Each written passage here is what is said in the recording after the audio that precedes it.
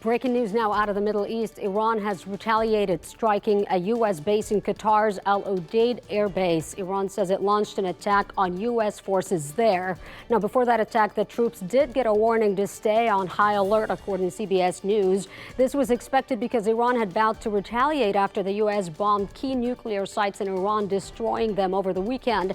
It's not clear the extent of the damage or if there are any casualties at this point. The question now, how will the U.S. respond? President Trump already said after bombing the nuclear sites that if Iran chose not to take the path of diplomacy at this point, there will be a severe response. So now that Iran has retaliated, be sure to stay tuned as we follow the latest developments out of the Middle East. Natalie Brand has more on this. The 7 B-2 stealth bombers that took part in Operation Midnight Hammer have returned to their Air Force base in Missouri. Satellite images show what President Trump describes as monumental damage to 3 key Iranian nuclear sites, including Fordow, buried deep underground. We devastated the Iranian nuclear program. But it's worth noting the operation did not target Iranian troops or the Iranian people. But Iran's army commander-in-chief warned the U.S. will receive a, quote, firm response. President Trump signaled he's still interested in diplomacy, but warned of further action if Iran targets the U.S. If peace does not come quickly, we will go after those other targets with precision, speed, and skill. Most of them can be taken out in a matter of minutes. Secretary of State Marco Rubio said the U.S. is ready to meet with Iran. The Trump administration says the goal of the United States is not regime change.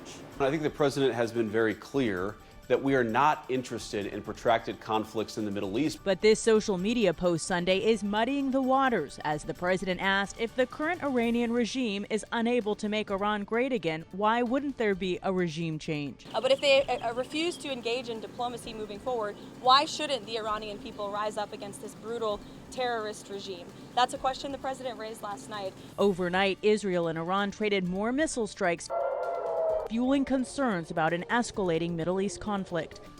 Here at home, gunfire breaks out in the parking lot of a popular Northwest Side bar. We're told more than one agency will now be getting involved in this investigation. Overnight, the incident outside Hills and Dale's Ice House sent 2 men to the hospital. Earl Stoudemire has more. Police say people were fighting here in the Hills and Dale's Ice House parking lot after 2 a.m.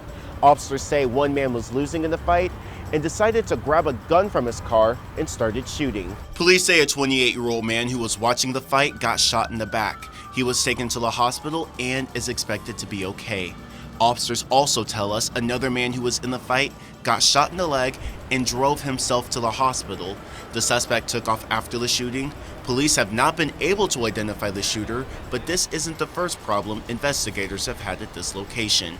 Police responded to a shooting here on May 26th and an assault where a gun was involved on March 23rd.